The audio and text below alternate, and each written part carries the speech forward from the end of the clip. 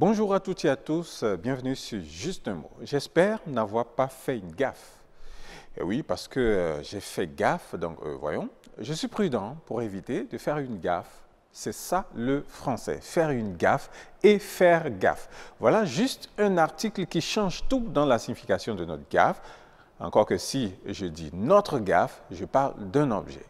Vous entendez souvent parler de gaffe, faire gaffe, gaffer, etc.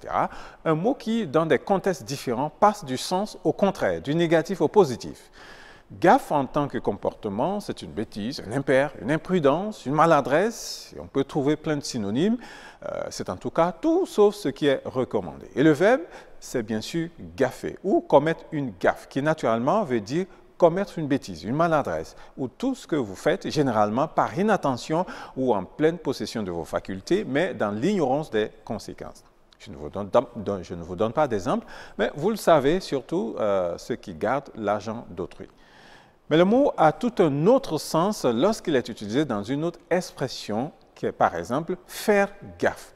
C'est tout le contraire. Faire gaffe veut dire tout simplement faire attention, prendre garde, se méfier, être prudent, attentif, faire quelque chose attentivement ou prendre soin, accorder de l'intérêt à quelque chose ou encore porter une attention particulière à quelque chose ou à quelqu'un. Et on dira par exemple de quelqu'un qui prend le risque de voyager tard dans la nuit, fais gaffe. Juste pour dire, fais attention à toi.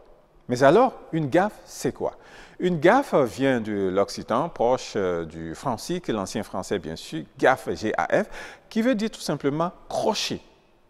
Alors donc, la gaffe, c'est bien sûr une sorte de perche qu'on retrouve sur les bateaux qui leur permettent d'attirer quelque chose vers le bateau. Cette perche est munie d'un croc au bout duquel une pointe de fer qui le fixe donc à un support pour permettre donc d'accrocher un objet qu'on veut attirer vers le bateau. Il y a une expression toute particulière qui justement naît et là on dit avaler sa gaffe. C'est un langage purement maritime qui veut dire mourir.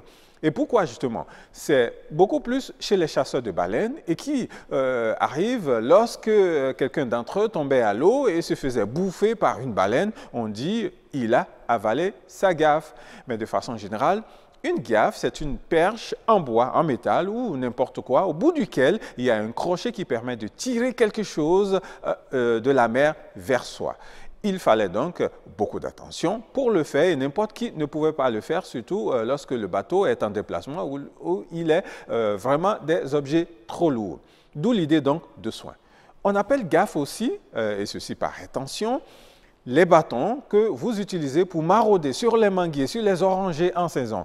Et vous voyez un peu comment le bâton se présente. Il s'agit bien sûr d'un bambou généralement long au bout duquel on fixe un crochet pour permettre de bien cueillir la mangue, quelle que soit sa position. Et pour mieux comprendre la gaffe, examinez un peu l'instrument à plusieurs crochets utilisés pour remonter une puisette tombée dans le puits, désignée par un nom proche du français, on dit clocher, ou chez les peuples du nord au Bénin, notamment les Bâtonnous, les Dindis, les Ani aussi, ils appellent cela koura.